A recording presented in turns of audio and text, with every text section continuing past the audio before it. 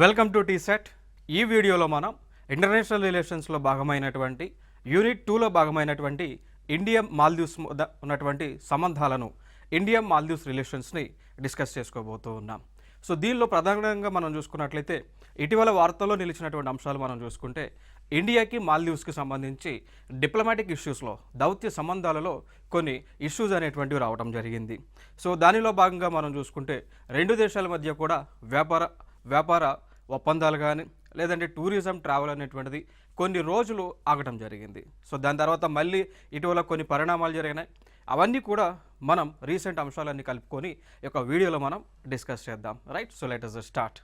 So ఇక్కడ చూసుకున్నట్లయితే మ్యాప్లో మనం చూసుకున్నట్లయితే మాల్దీవ్స్ అనేటువంటి ప్రాంతం చూస్తే ఇండియాకి ఇది మన భారతదేశం. సో ఇండియాకి వెస్టర్న్ సైడ్లో, సో సౌత్ వెస్టర్న్ సైడ్లో మాల్దీవ్స్ అనేటువంటి దేశం ఇక్కడ ఉంటా ఉంది. చూడవచ్చు ఇక్కడ ఈ ప్రాంతం అంతా కూడా మాల్దీవ్స్ అనేటువంటి ఒక దేశం. ఓకే, సో ఇది ఒక ఐలాండ్ కంట్రీగా మనం చెప్పుకుంటాం. సో దీనికి అతి చేరువలో లక్షద్వీప్ అనేటువంటి భారతదేశానికి చెందినటువంటి ద్వీపం కూడా ఉండటం జరిగింది. ఇంకొక అంశం ఏంటి అంటే ఇక్కడ భారతదేశానికి అతి చేరువలో లక్షద్వీప్ అనేటువంటి ఒక ద్వీపం ఉంది. అదేవిధంగా అదే తరహాలో ఇంకొక ద్వీపం ఉంది మాల్దీవ్స్ అనేటువంటి దేశం. బట్ ఇక్కడ మన భారత ప్రభుత్వము టూరిజం పరంగా చూసుకుంటే పర్యాటక పరంగా చూసుకుంటే మాల్దీవ్స్ దేశానికి ఎక్కువ ఇంపార్టెన్స్ అనేటువంటిది ఇస్తూ ఉంది. దానికి గల కారణాలు చూసుకున్నా కూడా అది డిప్లొమాటిక్ రిలేషన్స్ పాయింట్ ఆఫ్ వ్యూలో ఎక్కువ ఇంపార్టెన్స్ అనేటువంటిది కల్పిస్తూ ఉన్నారు. సో దానికి సంబంధించినటువంటి అంశాలు అవన్నీ కూడా ఇంకా మనం ఫర్దర్గా డిస్కస్ చేసుకుందాం. చూడవచ్చు ఇక్కడ ఈ మాల్దీవ్స్ అనేటువంటిది చూసుకుంటే ఈ మాల్దీవ్స్కి ఇక్కడ అండమాన్ అండ్ నికోబార్ ప్రాంతం, ఈ ప్రాంతాల మీదుగా లక్షద్వీప్ ప్రాంతాలుగా 8 డిగ్రీ ఛానల్ అనేటువంటిది పాస్ అవుతూ ఉంది.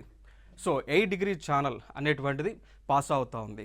సో ఇక్కడ మనం గుర్తుపెట్టుకోవాల్సినటువంటి అంశాలు ఏంటి అంటే ఇక్కడ భారతీయ మినీకాయ్ లక్షద్వీప్ దీవులలో కొంత భాగంను మాల్దీవుల నుండి వేరు చేస్తూ ఉంది. సో ఇక్కడ ఫైనల్గా మనం గుర్తుపెట్టుకోవాల్సిన అంశం ఏంటి అంటే 8 డిగ్రీ ఛానల్ అనేటువంటిది లక్షద్వీప్లో ఉన్నటువంటి మినీకాయ్ అనేటువంటి ఒక ప్రాంతాన్ని, అదేవిధంగా మాల్దీవ్స్ అనేటువంటి ప్రాంతాన్ని డివైడ్ చేస్తూ ఉంది. మీరు చూడవచ్చు ఇక్కడ. సో 8 డిగ్రీ ఛానల్, సో ఇది 8 డిగ్రీ ఛానల్ కనిపిస్తూ ఉంది. సో 8 డిగ్రీ ఛానల్ అనేటువంటిది లక్షద్వీప్లో ఉన్నటువంటి మినీకాయ్ ప్రాంతం, అదేవిధంగా మాల్దీవ్స్ మధ్య ఒక బోర్డర్గా నిలుస్తూ ఉంది. ఇది ఒక వెరీ ఇంపార్టెంట్. సో అదేవిధంగా దీనికి సంబంధించినటువంటి కాంపిటేటివ్ ఎగ్జామ్స్లో కూడా గతంలో అడిగినటువంటి సందర్భాలు అయితే మనకు కనిపిస్తూ ఉంది. సో దాని తర్వాత చూసుకుంటే మాల్దీవ్స్ యొక్క మ్యాప్ను మనం చూసుకున్నట్లయితే ఈ విధంగా కనిపిస్తూ ఉంది.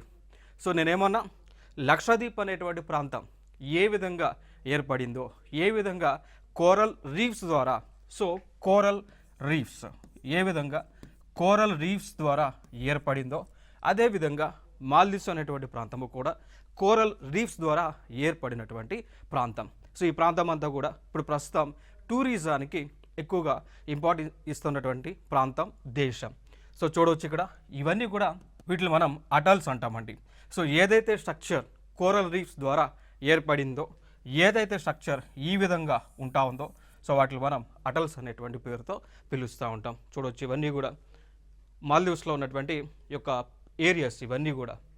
దాని తర్వాత మనం చూసుకున్నట్లయితే రెండు దేశాల మధ్య ఈ యొక్క సంబంధాలు అనేటువంటివి, దౌత్య సంబంధాలు అనేటువంటివి మనం చూసుకున్నట్లయితే 1965 నుంచి, సో 1965 సంవత్సరం నుంచి కూడా 1965 నుంచి రెండు దేశాల మధ్య ఈ యొక్క దౌత్య సంబంధాలు అనేటువంటివి ఏర్పాటు అవడం జరిగింది.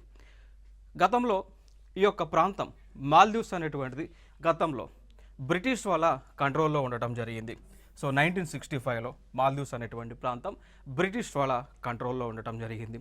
సో బ్రిటిష్ వాళ్ళు వీరికి స్వతంత్రం వచ్చిన తర్వాత దాని తర్వాత భారతదేశం మాల్దీవ్స్ అనేటువంటి ఒక ప్రాంతాన్ని దేశంగా గుర్తించిన తర్వాత ఈ యొక్క డిప్లొమాటిక్ రిలేషన్స్ అనేటువంటివి ప్రారంభించుకోవడం జరిగింది. ఇది కూడా ఒక ప్రీవియస్ ఇయర్ క్వశ్చన్ అండి. గతంలో అంటే క్వశ్చన్లో ఏమని అడిగారు అంటే భారతదేశానికి మాల్దీవ్స్కి రెండు దేశాల మధ్య దౌత్య సంబంధాలు అనేటువంటివి ఏ సంవత్సరంలో ప్రారంభం అయ్యాయి అని చెప్పేసి గతంలో అడిగినటువంటి క్వశ్చన్. సో ఆన్సర్ వచ్చేసి 1965గా చెప్పుకోవచ్చు. సో ఎప్పుడైతే ఈ ప్రాంతానికి స్వతంత్రం వచ్చిందో, బ్రిటిష్ వాళ్ళ దగ్గర నుంచి స్వతంత్రం ఎప్పుడైతే వచ్చిందో వెంటనే ఇండియా ఈ ప్రాంతాన్ని దేశంగా గుర్తించి వెంటనే అప్పటి నుంచి కూడా ఈ యొక్క డిప్లొమాటిక్ రిలేషన్స్ అనేటువంటివి మెయింటైన్ చేయటం జరిగింది అండి. ఇంకా దాని తర్వాత పరిణామాలు మనం చూసుకున్నట్లయితే భారత ప్రభుత్వము మాల్దీవ్స్తో ఒక అగ్రిమెంట్ చేసుకున్నారు. భారత ప్రభుత్వం మాల్దీవ్స్ దేశంతో ఒక అగ్రిమెంట్ చేసుకున్నారు. సో ఆ టైం మనకు చూసుకున్నట్లయితే 1978, సో 1978లో భారత ప్రభుత్వం మాల్దీవ్స్ దేశంతో స్ట్రాటజిక్ పార్ట్నర్షిప్ అండి, సో స్ట్రాటజిక్ పార్ట్నర్షిప్ అనేటువంటి ఒక అగ్రిమెంట్ చేసుకున్నారు.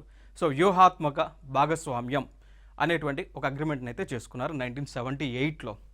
ఇక దాని తర్వాత పరిణామం మనం చూసుకున్నట్లయితే 1979లో రెండు దేశాల మధ్య బౌండరీ డిస్ప్యూట్స్ అనేటువంటివి, సరిహద్దు తగాదాలు అనేటువంటివి లేకుండా ఉండటానికి 1979లో మళ్ళీ ఈ యొక్క మ్యారిటైమ్ బౌండరీ అగ్రిమెంట్ అనేటువంటిది చేసుకున్నారు.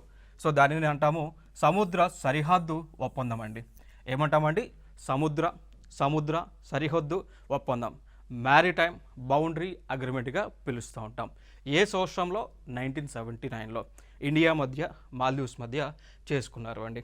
సో దానిలో భాగంగా 8 డిగ్రీ ఛానల్ అనేటువంటిది ఏదైతే ఉందో అది ఒక బౌండరీ లైన్గా భారతదేశానికి మాల్దీవ్స్కి మధ్య ఒక బౌండరీ లైన్గా పెట్టుకున్నారు.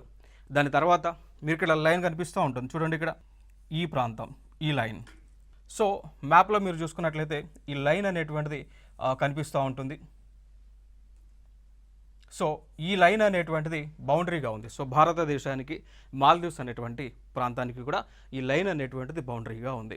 ఇక దాని తర్వాత దీని ఎక్స్టెన్షన్ మనం చూసుకుంటే ఈ లైన్ ఇండియాకి శ్రీలంకకి మధ్య కూడా బౌండరీగా కనిపిస్తూ ఉంది.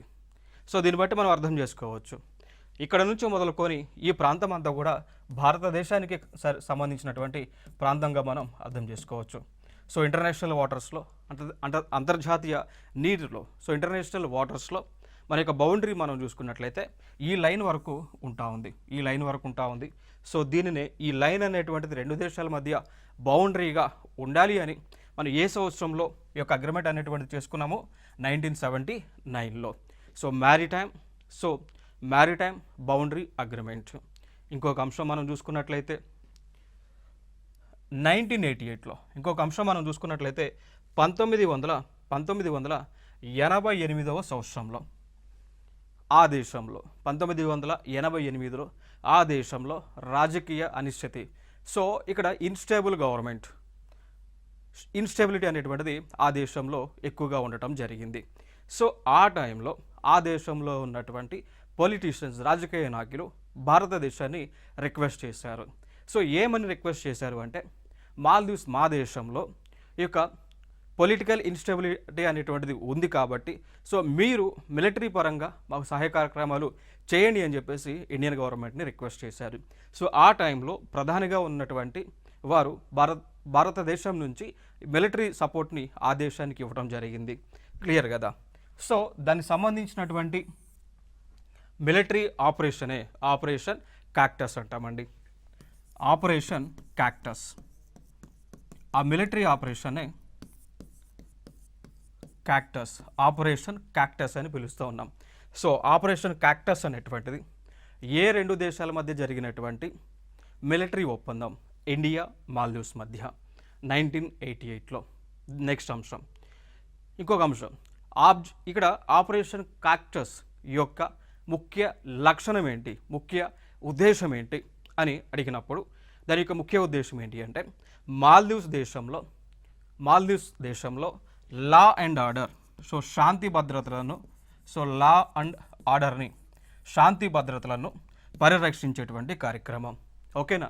సో ఏ విధంగా లైక్ మన ఇటీవల మనం చూసుకున్నట్లయితే బంగ్లాదేశ్లో ఉన్నటువంటి ప్రభుత్వం, షేక్ హసీనా గారి యొక్క ప్రభుత్వం పైన ఆ దేశ ప్రజలందరూ కూడా తిరుగుబాటు చేశారు. శ్రీలంకలో కూడా మనం చూసుకుంటే రాజపక్ష యొక్క ఎవరైతే ప్రెసిడెంట్గా ఉన్నారో సో వారిపైన కూడా ఆ లోకల్ పీపుల్ అందరూ కూడా తిరుగుబాటు చేశారు.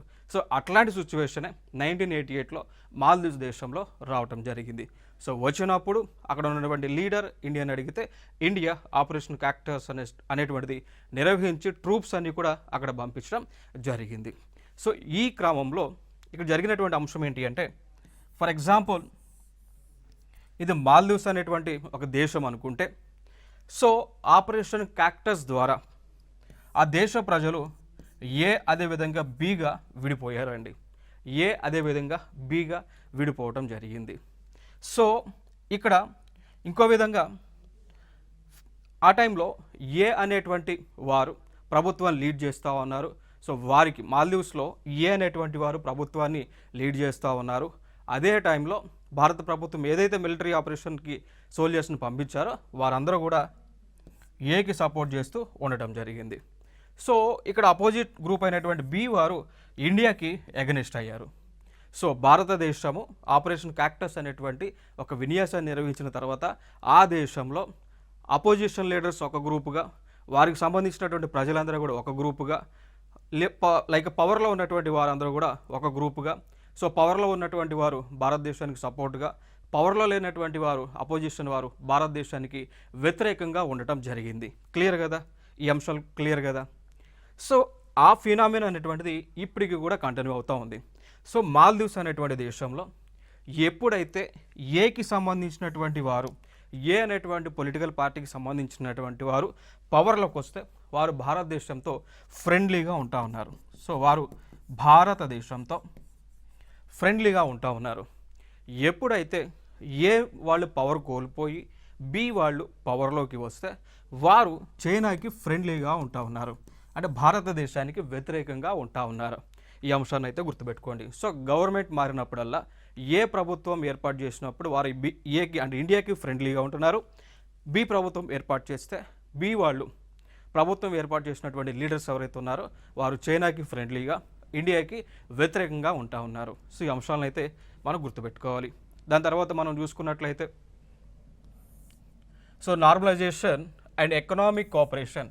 సో 2008 నుంచి 2013 మధ్య, సో 2008 నుంచి 2013 మధ్య అనేటువంటి గ్రూప్ ఏదైతే ఉందో సో వారు ప్రభుత్వాన్ని ఏర్పాటు చేశారు. సో ఇక్కడ అనేటువంటి గ్రూప్కి అధ్యక్షుడిగా మహమ్మద్ నషీద్ అండి. అనేటువంటి గ్రూప్కి అధ్యక్షుడిగా మహమ్మద్ నషీద్ అయితే ఉన్నారు. సో ఈయన అధ్యక్షుడయ్యారు. సో ఏకి సంబంధించిన లీడర్ కాబట్టి సో ఖచ్చితంగా భారతదేశానికి వీరు సపోర్ట్ చేస్తూ ఉన్నారు. సో దాని కోవలోనే మళ్ళీ ఇండియాకి మాల్దీవ్స్ మధ్య సంబంధాలు అనేటువంటివి మెరుగుపడ్డాయి. సో ఈ ఫోటోలో మీకు కనిపిస్తున్నటువంటి వ్యక్తి మహమ్మద్ నషీద్. సో మహమ్మద్ నషీద్ అనే అతని యొక్క ప్రభుత్వం ఏర్పడిన తర్వాత తిరిగి భారతదేశంతో ఆ ఫ్రెండ్లీనెస్ అనేటువంటిది వీళ్ళు ఏర్పాటు చేసుకొని ఉన్నారు. సో దాని తర్వాత రెండు దేశాల మధ్య కూడా బిజినెస్ ఎక్స్పోర్ట్స్ అనేటువంటివి, సో రెండు దేశాల మధ్య కూడా business exports like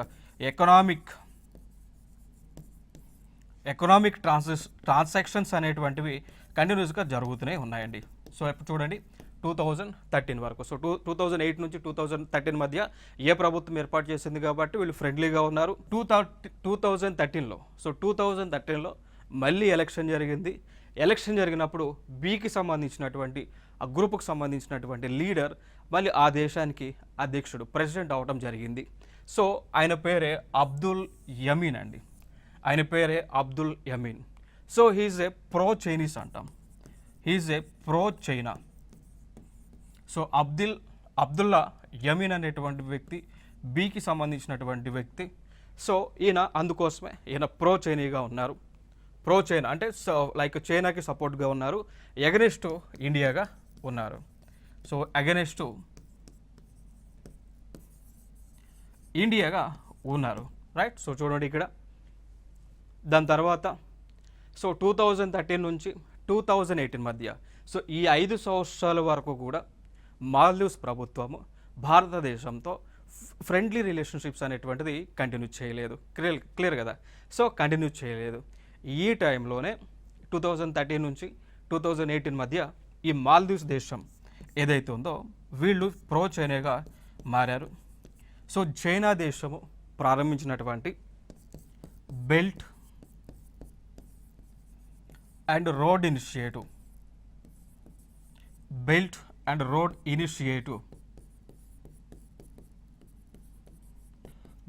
and road ఇనిషియేటివ్లో వీరు భాగస్వామ్యంగా ఉన్నారు. సో 2013 నుంచి 18 మధ్య ఏదైతే చైనా ప్రభుత్వం ప్రారంభించిందో బెల్ట్ అండ్ రోడ్ ఇనిషియేటివ్, దీనిలో మెంబర్గా మాల్దీవ్స్ ఉంది. క్లియర్. ఇంకొక అంశాన్ని గుర్తుపెట్టుకోండి, ఈ చైనా ప్రారంభించినటువంటి బెల్ట్ అండ్ రోడ్ ఇనిషియేటివ్ దీనిలో భారతదేశం మెంబర్గా ఉందా? లేదండి.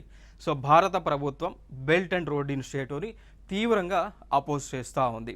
దీనికి గల కారణాలు కూడా ఏంటి అంటే, భారతదేశంలో ఉన్నటువంటి ఈ యొక్క పాక్ ఆక్యుపైడ్ కాశ్మీర్ ఏదైతే ఉందో, సో ఇండియాలో ఉన్నటువంటి పాక్ ఆక్యుపైడ్ కాశ్మీర్ ఏదైతే ఉందో, సో దాని మీదగా ఈ యొక్క రోడ్ అనేటువంటిది చైనా వాళ్ళు వేస్తూ ఉన్నారు. సో దీనిని ఇండియన్ గవర్నమెంట్ అపోజ్ చేయడం జరుగుతూ ఉంది. ఓకేనా? సో ఇండియా అపోజ్ చేస్తూ ఉంది కాబట్టి బెల్ట్ అండ్ రోడ్ ఇనిషియేటివ్లో ఇండియా మెంబర్ కాదు. మాల్దీవ్స్ మెంబరా? మాల్దీవ్స్ ఇస్ మెంబర్ అండి. సో ఈ అంశాన్ని అయితే గుర్తుపెట్టుకోండి. నెక్స్ట్ అంశంగా మనం చూసుకున్నట్లయితే, సో 2013 నుంచి 2018 వరకు ఇండియాకి అపోజిట్గా ఉన్నటువంటి ప్రభుత్వం మళ్ళీ 2018లో ఆ దేశంలో ఎలక్షన్ అనేటువంటిది జరిగింది. సో మనందరికీ తెలుసు ఎన్ని సంవత్సరాలకు ఒకసారి ఎలక్షన్ జరుగుతూ ఉంటుంది భారతదేశంలో, ఎన్ని సంవత్సరాలకు ఒకసారి ఎలక్షన్ అనేటువంటి జరుగుతూ ఉంటుంది, ప్రతి 5 ఇయర్స్కి ఒకసారి ఎలక్షన్ జరుగుతూ ఉంది. అదేవిధంగా ఈ దేశంలో కూడా ప్రతి 5 సంవత్సరాలకు ఎలక్షన్ జరుగుతూ ఉంది. బట్ అక్కడ ఆ దేశంలో ఏంటి అంటే, ఏ పార్టీ అయినా కానీ కేవలం 5 సంవత్సరాలు మాత్రమే పవర్లో ఉంటా ఉంది. సో దాని తర్వాత నెక్స్ట్ గవర్నమెంట్ చేంజ్ అవుతూ ఉంది. సో ఇండియాలో లాగా కాకుండా సో ఈ దేశంలో ప్రతి 5 సంవత్సరాలకి గవర్నమెంట్ అనేటువంటిది చేంజ్ అవుతూ ఉంది. క్లియర్ కదా? సో 2018లో మళ్ళీ ఎలక్షన్ అయితే జరిగింది. సో ఎలక్షన్ జరిగిన తర్వాత ఇబ్రహీం మహమ్మద్ సోలిహ్ అండి, ఇబ్రహీం మహమ్మద్ సోలిహ్ ఈయన ఆ దేశానికి ప్రెసిడెంట్గా బాధ్యతలను తీసుకున్నారు. సో ఇబ్రహీం మహమ్మద్ సోలి అనేటువంటి వ్యక్తి ఈయన ఆ దేశంలో బాధ్యతలు తీసుకున్నారు. సో ఈయన ఏ అనేటువంటి గ్రూప్కి చెందినటువంటి లీడర్. సో మనం డిస్కస్ చేసాం. ఏ అనేటువంటి వారు భారతదేశానికి ఫ్రెండ్లీగా ఉన్నారు, బి అనేటువంటి వారు చైనాకి ఫ్రెండ్లీగా ఉన్నారు.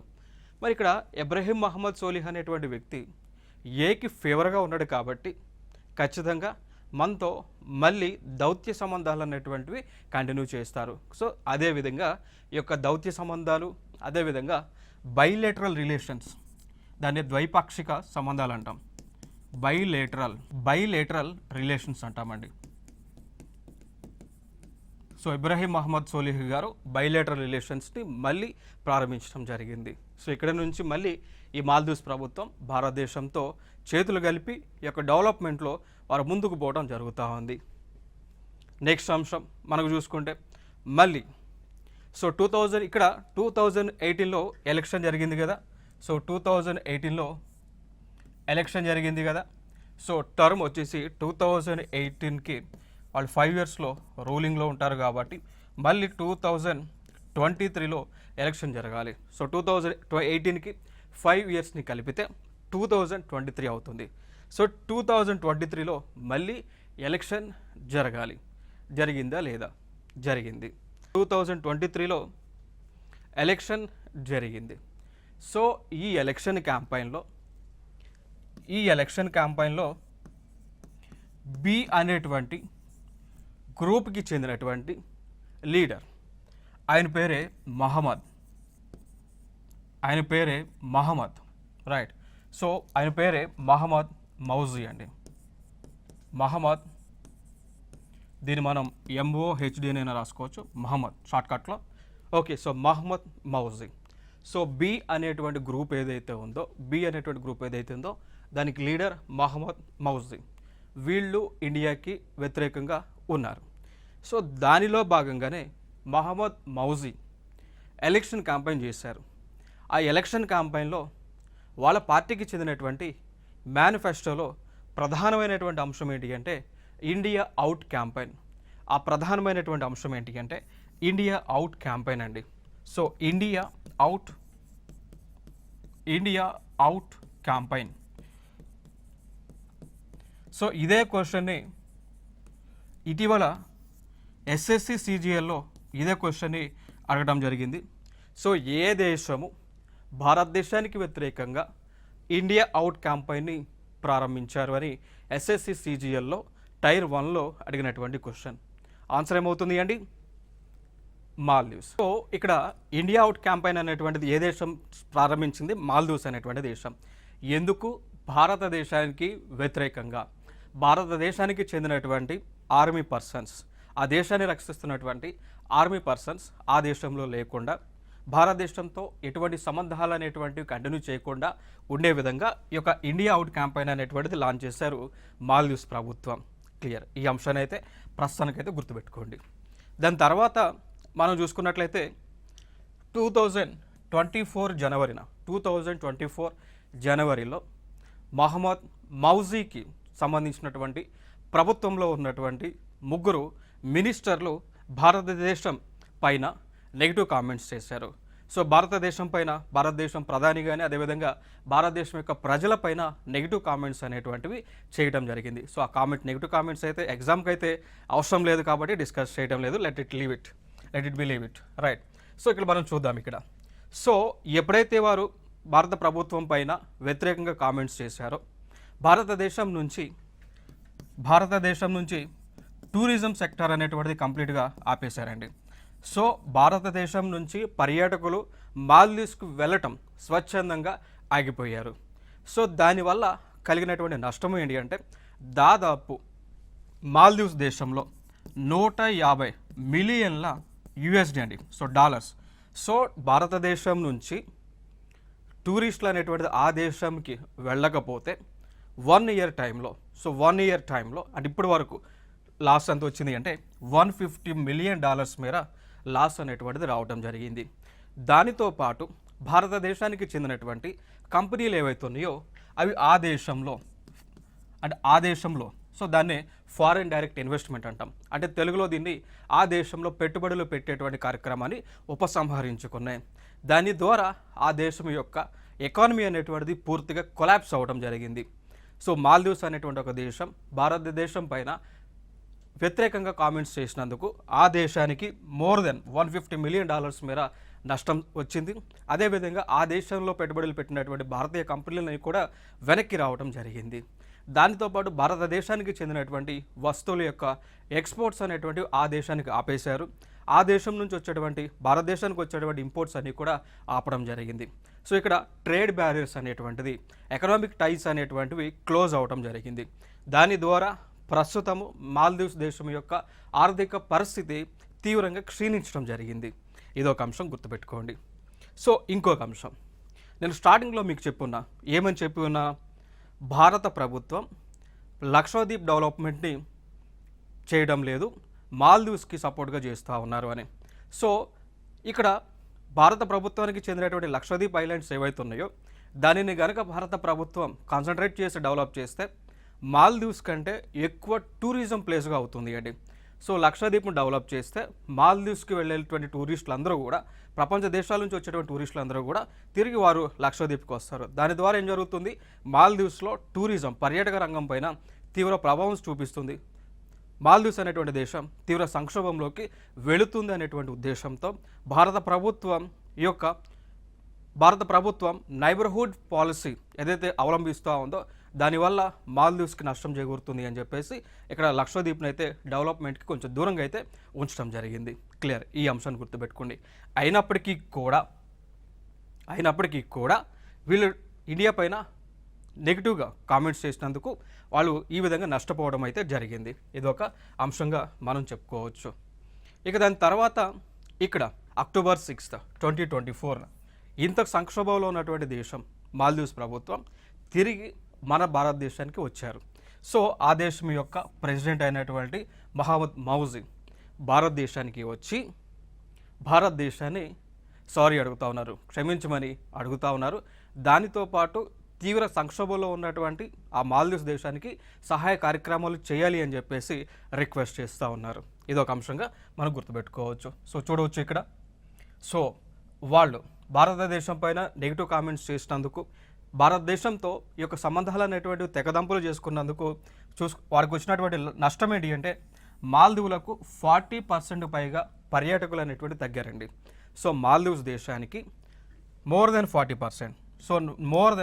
40% టూరిస్టులు అనేటువంటివి తగ్గడం జరిగింది. ఎంత మేర నష్టం వచ్చింది?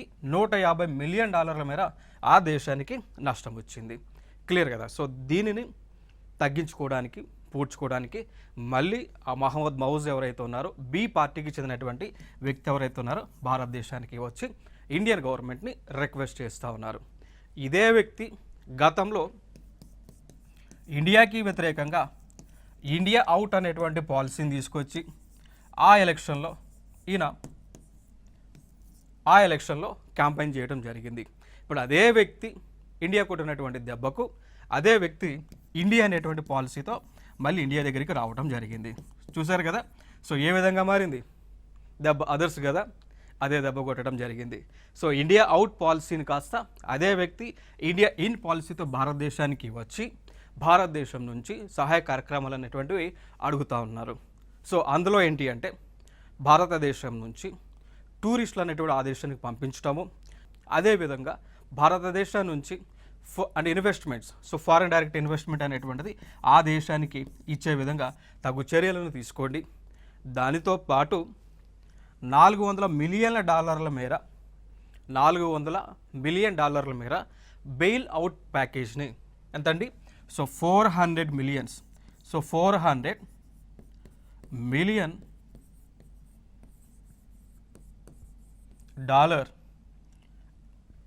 మాల్దీవ్స్కి ఇవ్వండి అని చెప్పేసి ఆయన రిక్వెస్ట్ చేస్తూ ఉన్నారు. సో ఏ ప్యాకేజ్ అంటాం, బెయిల్ అవుట్ ప్యాకేజ్ అని పిలుస్తూ ఉంటాం.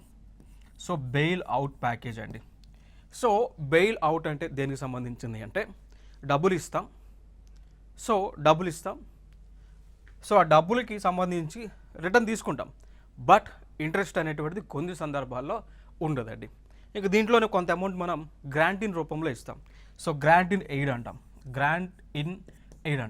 సో కొంత డబ్బు మనకి వారికి గిఫ్ట్ కింద ఇస్తాం, కొంత అమౌంట్ ఏం చేస్తాము అంటే ఆ దేశానికి ప్రాజెక్ట్స్ డెవలప్ చేసుకోవడానికి అమౌంట్ అనేటువంటిది ఇస్తాం. ఇంకొక అంశం ఏంటి అంటే ఆ దేశం ఇప్పుడు ప్రస్తుతము పూర్తిగా ఆర్థిక సంక్షోభంలో ఉంది. ఆ దేశం అనేటువంటిది ఉంది. సో మనం ఇచ్చేటువంటి అమౌంట్తో వాళ్ళు ఫినాన్షియల్గా స్టేబుల్ అవుతారు. సో ఎకనామిక్ క్రైసిస్ నుంచి బయటికి వస్తారు. సో ఇవన్నీ కూడా కార్యక్రమాలు, డిస్కషన్స్ అనేటువంటివి జరుగుతూ ఉన్నాయి. చూసాం కదా. మీకు ఇందాక చెప్పాను కదా, బెయిల్ ఇండియా ఇన్ అటువంటి పాలసీ. సో చూడవచ్చు ఇక్కడ. సో ఇండియా అవుట్ క్యాంపెయిన్ కాస్త ఇండియా ఫస్ట్ పాలసీ, దాని తర్వాత ఇండియన్ ఇన్ అనేటువంటి పాలసీగా మారింది. సో ప్రస్తుతము మన భారతదేశం మాల్దీవ్స్తో ఇండియా అవుట్ నుంచి ఇండియా ఇన్కి మారేటువంటి ఛాన్సెస్ అయితే ఎక్కువగా కనిపిస్తూ ఉన్నాయి. బట్ దీనికి సంబంధించి ఫైనల్గా మనకి అఫీషియల్ నోట్ అయితే ఇంకా రాలేదు. వస్తే ఫర్దర్గా మనం డిస్కస్ చేద్దాం ఇన్ ద ఫ్యూచర్ టైమ్స్లో. సో దాని తర్వాత మనం చూసుకున్నట్లయితే why India is important for India. So India is important for Maldives. So Maldives దేశానికి భారతదేశం ఎందుకు అవసరం అంటే ఇక్కడ చూసుకుంటే భారతదేశానికి మాల్దీవ్స్కి మధ్య ఉన్నటువంటి దూరం కేవలం 2000 కిలోమీటర్లు మాత్రమే. సో దాంతోపాటు మ్యారిటైమ్ బౌండరీని కూడా మాల్దీవ్స్ అనేటువంటిది షేర్ చేసుకుంటూ ఉంది. ఇండియాకి మాల్దీవ్స్కి మధ్య మ్యారిటైమ్ బౌండరీ కూడా ఉంది. ఇదొక జియోపాలిటిక్స్లో జోగ్రఫికల్ పరంగా ఇదొక ఇంపార్టెంట్ అంశం. దాని తర్వాత ఇక్కడ గ్రేటర్ మలీ కనెక్టివిటీ ప్రాజెక్ట్ అండి. సో ఇక్కడ భారత ప్రభుత్వం మాల్దీవ్స్ దేశంలో GMCP గ్రేటర్ మలీ కనెక్టివిటీ ప్రాజెక్ట్ని లాంచ్ చేశారు. సో ఆ దేశంలో పూర్తిగా ఈ యొక్క కనెక్టివిటీ ప్రాజెక్ట్స్ అన్నీ కూడా భారత ప్రభుత్వం డెవలప్ చేస్తూ ఉంది. అందుకోసం కూడా భారత ప్రభుత్వంతో మాల్దీవ్స్కి చాలా కూడా అవసరం అనేటువంటిది ఉంటా ఉంది. ఇక దాని తర్వాత కోవిడ్ సమయంలో కూడా భారత ప్రభుత్వం మాల్దీవ్స్ దేశానికి వివిధ మెడిసిన్స్ కానీ, మాస్కులు కానీ, గ్లౌజులు కానీ, PPE కిట్స్ కానీ ఇవన్నీ కూడా ఫ్రీగానే ఇవ్వడం జరిగింది. ఇక దాని తర్వాత మాల్దీవ్స్ దేశంలో వాటర్ క్రైసిస్ అనేటువంటిది వచ్చింది. సో మాల్దీవ్స్ దేశంలో వాటర్ క్రైసిస్ అనేటువంటిది వచ్చినప్పుడు మాల్దీవ్స్ ప్రభుత్వానికి ఆ దేశానికి 1200 టన్నుల మేర మంచినీటిని మనం పంపించాము అండి. సో మాల్దీవ్స్లో వాటర్ క్రైసిస్ వచ్చినప్పుడు భారత ప్రభుత్వం 1200 టన్నుల మేర మంచినీటిని పంపడం జరిగింది. చూడవచ్చు ఇక్కడ.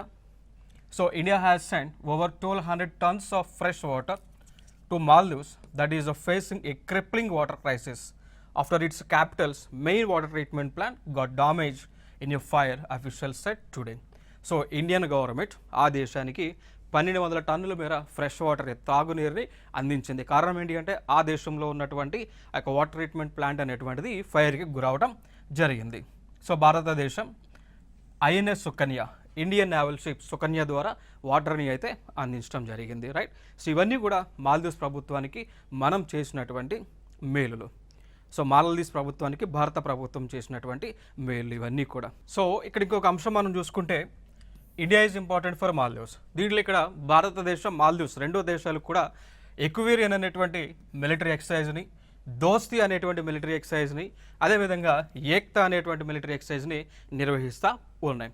సో దాని తర్వాత ఇంకొక అంశం టూరిజం గురించి మనం మాట్లాడాల్సి వస్తే భారతదేశం నుంచి మాల్దీవ్స్ దేశానికి వెళ్తున్నటువంటి టూరిస్టుల షేర్ ఈ విధంగా ఉంటా ఉంది. సో చూడొచ్చు, దాదాపు ప్రతి సంవత్సరం కూడా ఆన్ యావరేజ్గా 2,90,000, 40,000, 2,40,000 ఈ విధంగా టూరిస్టులు అనేటువంటి భారతదేశం నుంచి మాల్దీవ్స్ దేశానికి వెళ్తూ ఉన్నారు. సో టూరిస్టులు వస్తే ఏమవుతా ఉంది, పర్యాటకరంగా ఎక్కువగా బెనిఫిట్ అయితే అవుతా ఉంది. ఏదైతే నేను భారతదేశానికి వ్యతిరేకంగా మాల్దీవ్స్కు చెందినటువంటి ప్రభుత్వంలో ఉన్నటువంటి మినిస్టర్లు కామెంట్ చేశారో దానికి రిజల్ట్గా ఇండియన్ ప్రైమ్ మినిస్టర్ ఏమీ మాట్లాడలేదు, ఆ దేశం పైన ఎటువంటి నెగిటివ్ కామెంట్స్ చేయలేదు. జస్ట్ లక్షద్వీప్ అనేటువంటి ఒక కేంద్రపాలిత ప్రాంతానికి, భారతదేశానికి చెందినటువంటి ప్రాంతానికి వెళ్ళి చైర్ వేసుకొని కూర్చొని ఫొటోస్ దిగి దాన్ని సోషల్ మీడియాలో అప్లోడ్ చేశారు. దీని రిజల్ట్గానే జస్ట్ ఒక్క స్టేట్మెంట్ ఇవ్వలేదు, ఏమీ అనలేదు.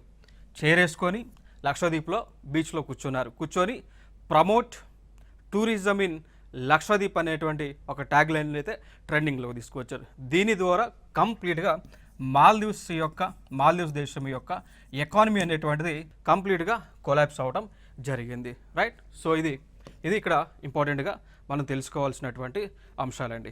సో ఈ యొక్క ఫొటోస్ రిజల్ట్ ఏంటి అంటే ఈ రోజున ఆ యొక్క మాల్దీవ్స్ దేశానికి చెందినటువంటి మహమ్మద్ మౌజీ గారు భారతదేశానికి వచ్చి కాళ్ళవేళ పడుతూ ఉన్నారు.